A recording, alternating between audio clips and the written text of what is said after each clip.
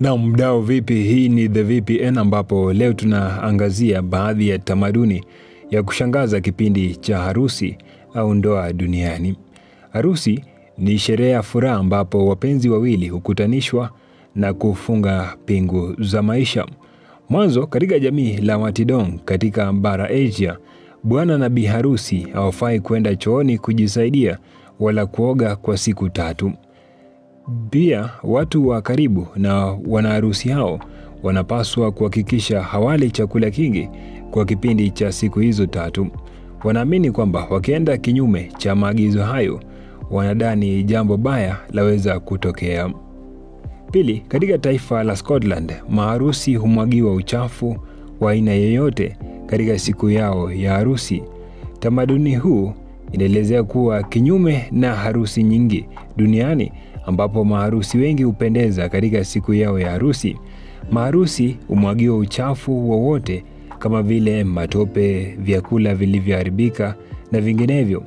Wanaamini kuwa uchafu huo unaomwagiwa unaondoa uchafu au mikosi ambazo maharusi hao wanazo kabla ya kuingia ndoa.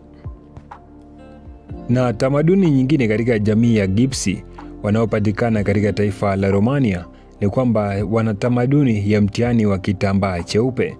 Bibi harusi hufungiwa katika jumba ambacho kuna wanawake wengi, ambapo wanawake hao hutumia kitambaa hicho cheupe kuangalia kama bibi harusi bado ni bikra.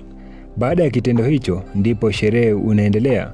Sherehe ya harusi katika jamii hiyo hufanyika kwa siku 3. Pia gauni ya bibi harusi huwa lenye dhamana kubwa kwa kuwa huwa limepambwa kwa madini yenye dhamana kama vile dhahabu na almasi. Na kule Ugiriki wanaharusi hutemewa mate na wahudhuriaji.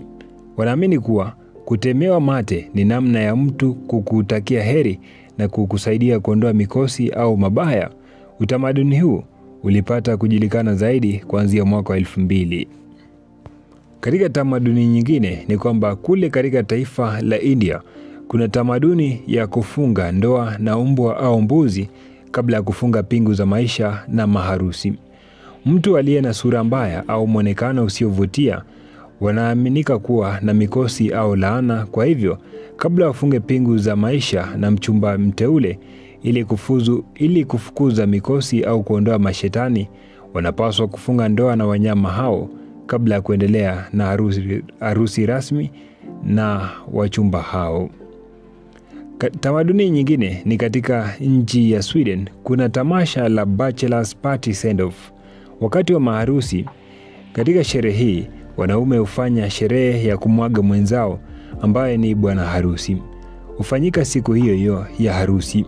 Bwana harusi huondoka wakati sherehe unaendelea na kumwacha wahudhuriaji wa jinsia wa kiume kumbusu bibi harusi.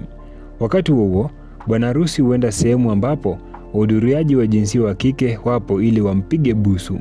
Wanaamini kuwa kitendo hichi ni kuashiria kuwa bwana harusi hawatatoka tena nje ya ndoa.